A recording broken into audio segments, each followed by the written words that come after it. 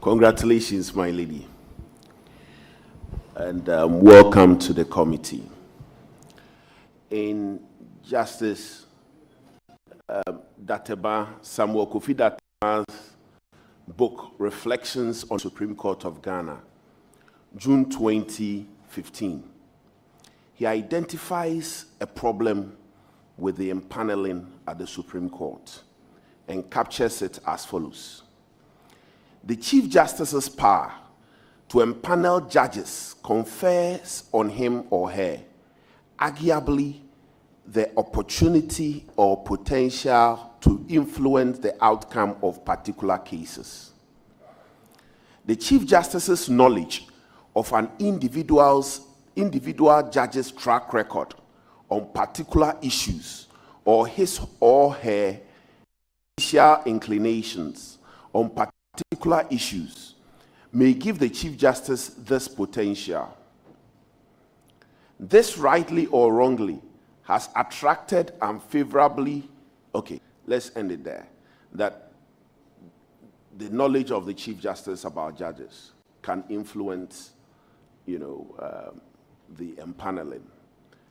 Do you agree with Justice Dateba? If so, why? If you don't, if so, why? Thank you, Honorable Chair. I believe that in the impaneling of judges, the Chief Justice performs an administrative function. Now, this administrative function is a function that has been given her by the Constitution.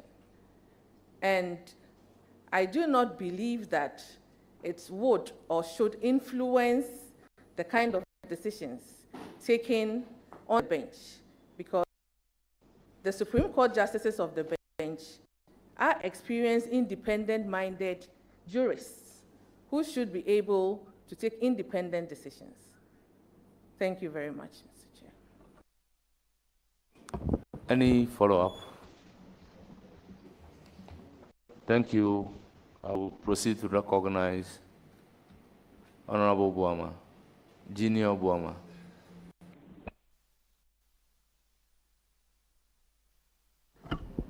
Thank you very much, Mr. Chairman. My lady, congratulations on your nomination. Thank you very much. My lady, you are being elevated to the highest or the apex body in our judicial system, which is the Supreme Court. Can you share with this committee two major decisions you've made in your career that you would be remembered for? And can you share with this committee what really the content of those decisions were? Very well, Honorable Chair. The first I would mention is that I co-authored a judgment, Republic versus McPaul. To the best of my research, this may very well be the first test case under the 1992 Constitution. My checks tell me that there's no appeal pending, but even if there should be an appeal pending, I think that this is a judgment that would chart the path and be a reference for future cases. And also, I would like to say that there is another ruling, not a judgment, that I authored in the case Letha versus Letha. It went to the Supreme Court on appeal, and the Supreme Court reinforced its previous decision in the Ojiadom case, which says that even though an application for stay of execution, even though there can be an application for stay of execution in respect of executable judgments, it is also possible to grant a stay of execution in non-executable judgments, especially so when the execution of that judgment would have executable consequences. So, thank you very much, Honorable Chair. Any follow-up? I'll leave it here and then say congratulations once again for your nomination. Thank you. I will now proceed to give the floor to Honorable Anthony Imie. Thank you, Mr. Chairman.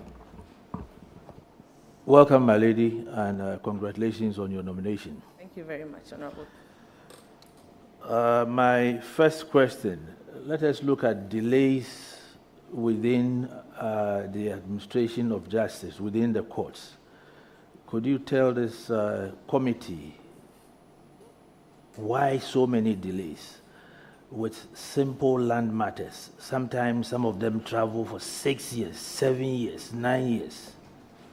Even simple matrimonial matters, 5 years, 6 years. What are some of the reasons you would attribute for these delays? Thank you very much, Honorable Chair. One of the very first reasons is that we do not have enough manpower to be able to expedite the cases that we have. I would give an example. When I was in the family or divorce court, at a point in time, you could have 300 and over cases, and that's just one court. And that is just one judge who has to determine all these cases. And we should remember that as these cases are being determined, new ones are being filed on a daily basis. So the first thing is lack of manpower or enough judges to be able to expedite these cases.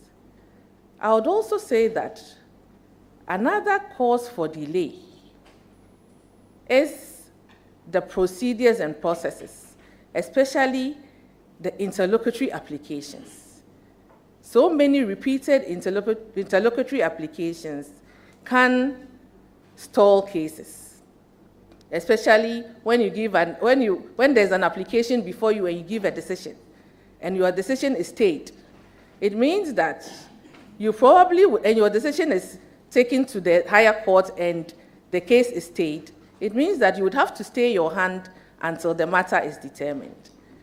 Another thing is also that we need to be able to look at the procedures, timelines for filing from the stage of filing a summons to the stage of filing your pleadings to the application for direction stage. Is it possible to shorten the process so that we can expedite the cases? That is what I would say for now. Thank you very much, Honorable Chair. Now, from your answer on procedure and processes, are you then suggesting that rules of too complex? It's been argued by some people that the rules of court are too complex for ordinary Ghanaians who do not have legal representation. Would you recommend that the rules of court are made very simple, very basic for everybody to understand so as to help expedite the way and manner cases progress in court? Thank you, Honorable Chair. For me, it's not the complexity of the rules of court, but the timelines may have to be looked at. Because if you have to file a writ of summons and statements of claim, and it will take you about 22 days for the other party to file a defense, we may have to look at it and see if we can shorten the timelines to be able to expedite the filing of pleadings. In that case, we could speedily resolve these disputes. So for me, it's not the complexity, but the timelines. Thank you, Honorable Chair. My second question, I was trying to do some academic exercise on my own this morning, playing the devil's advocate at the same time.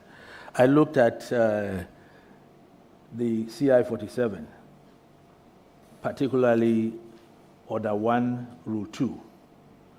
Then I asked myself if all the other orders following after Order 1, Rule 2 help promote the aims and objective of the CI-47 as contained in Order 1, Rule 1, 2, yes.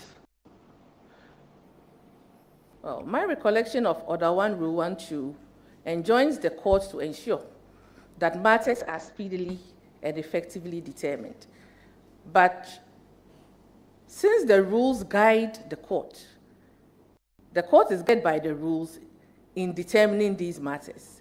And as I have already said, the Rules of Court Committee may have to look at the timelines for filing of pleadings until when the pleadings are closed, trial actually starts after applications for direction stage. So I think that timelines may be considered. Thank you, Honorable. Post-application for directions. My lady, my next question is, don't you think that the problem has to do with post-directions, the procedure where there are no timelines? Is that not where the problem is, where that is subject to the discretion of the court? Honorable Chair, can I have a clarification of the question? I don't seem to. But what I'm saying is that after the application for direction stage, there are no clear timelines. Yes, as to when trial should commence. Is that not where the problem is?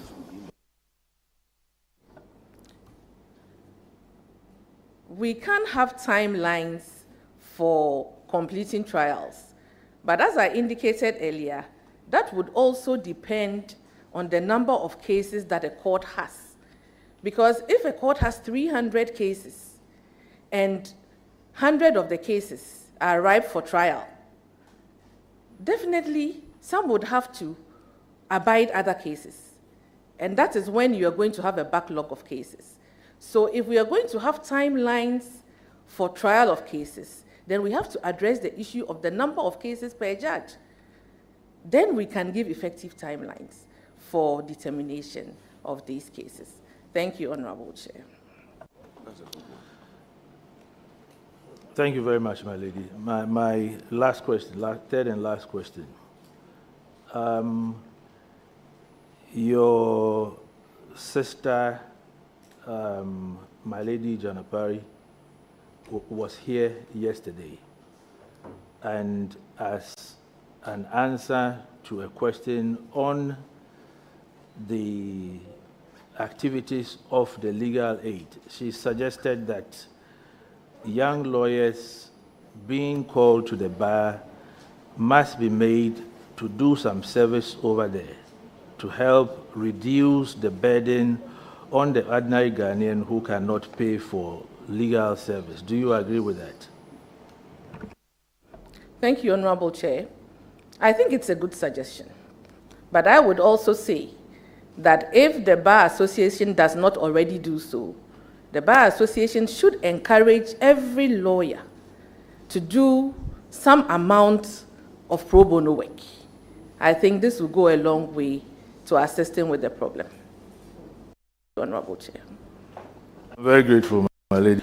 I believe every lawyer does pro bono. I mean, the chairman would agree with me. Even in matters where you charge a fee, sometimes when you are done, they refuse to pay. So that's pro bono. But there is a remedy available for you.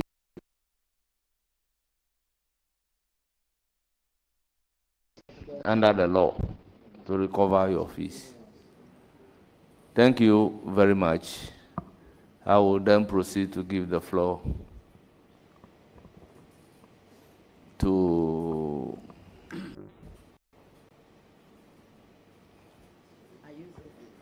Alhaji Omar.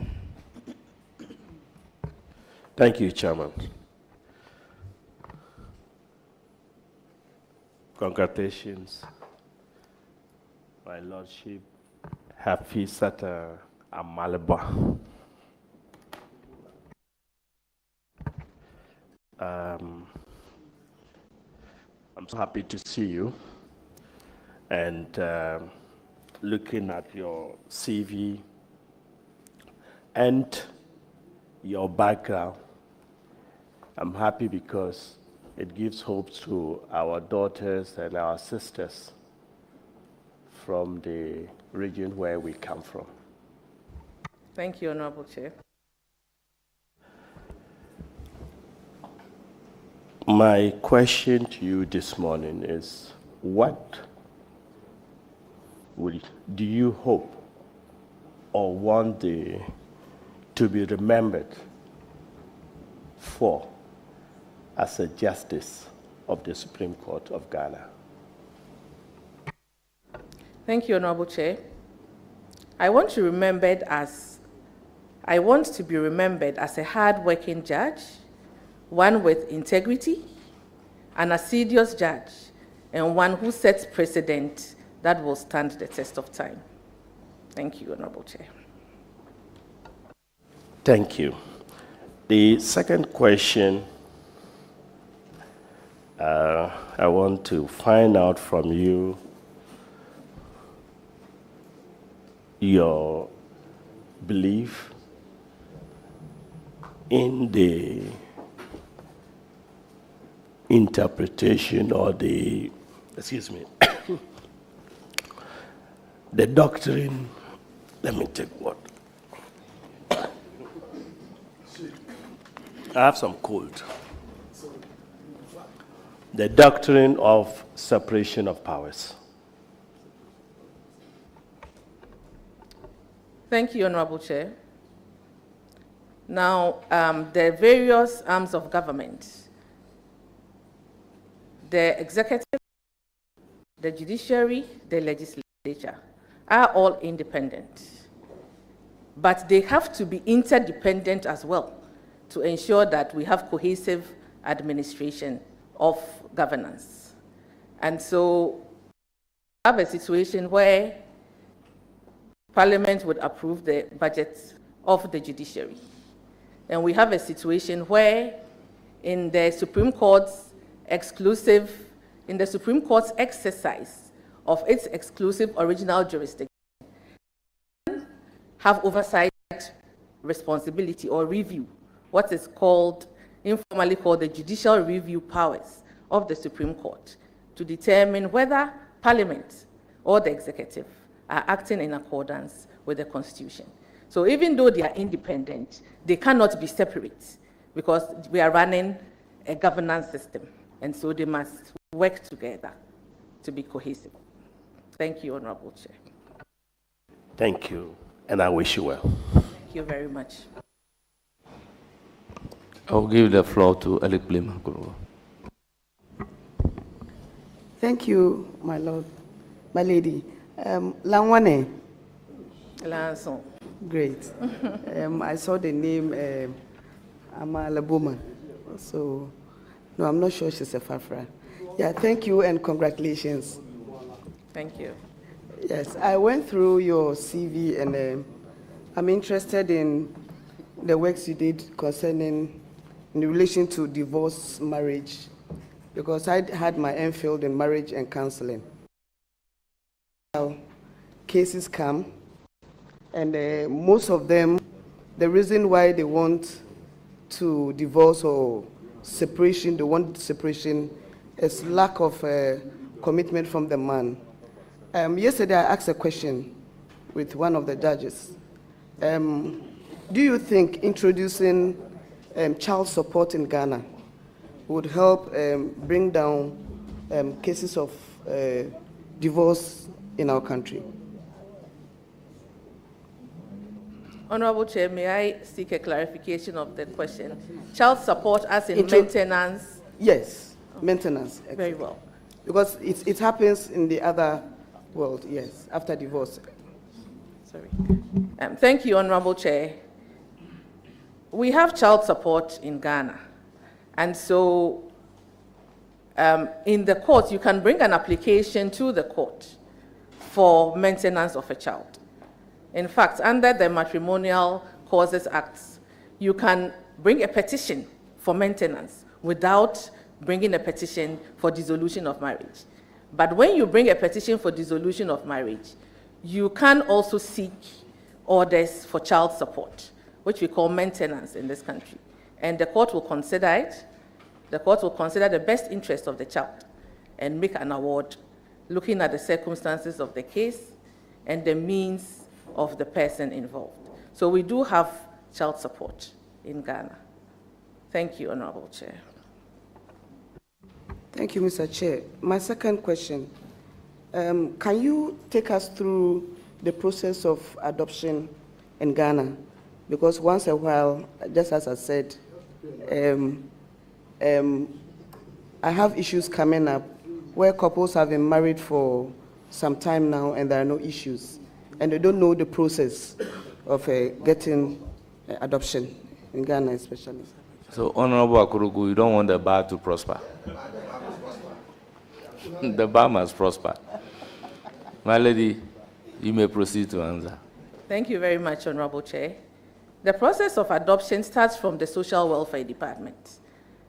First of all, you must contact the Social Welfare Department, and then they would assess your needs, the kind of child you want, and then see if they have children available, and they would make the necessary recommendation. Now, when the application is brought to the court would look at the application, the court would look at the circumstances of the child and decide whether it is in the best interest of the child that the adoption be granted. But now we have a central adoption agency, just so that adoptions can be streamlined to meet international standards. And so the central adoption agency, which ordinarily is under the supervision of the ministry, ordinarily approve for you to adopt the child, and then you bring an application to the court, and the court would look at the application and decide. The fact that the Central Adoption Agency has approved does not necessarily mean the court would approve. The court, if it approves, will grant the application for adoption. That's for it, Mr. Chair. Congratulations once again. Thank you very I'm much. wishing you all the best. Thank you. Well, I proceed to recognize Honorable Tampuli.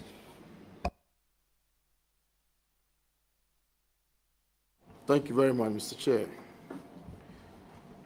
Mr. Chairman, the gentleman sitting behind the nominee, Mr. Peter, is my very good friend. So I'm thinking if I even ask a question, I will be asking him indirectly. Nevertheless, my lady, I congratulate you on your nomination. Thank you very much. There is something that I've noticed about the judiciary, especially Superior Court judges, which is the fact that you have a number of judges being chiefs in addition to being judges. Now, under the 1992 Constitution, and if you read Article 78(1) and Article 93(3)(c) together, tells us that members of parliament cannot be chiefs. Similarly, ministers of state can equally not be chiefs. Why should judges be chiefs? Because their actions may end up in court one way or the other. Land disputes, chieftaincy disputes, even the chief's legitimacy can be questioned. Why should chiefs continue to serve on the judiciary? I thank you, my lady. Thank you very much, Honorable Chair. The chiefs on the judiciary serve as chiefs with the permission of the Judicial Council. I believe that because the Constitution wants to ensure that chieftaincy is insulated from politics, that is why members of parliament are not supposed to be chiefs, because the chiefs are supposed to be neutral, so to speak. And so if you become a politician and you want to become a chief, it would seem to me that the institution would be politicized. That probably is the reason why the Constitution does not permit it. Thank you, Honorable Chair.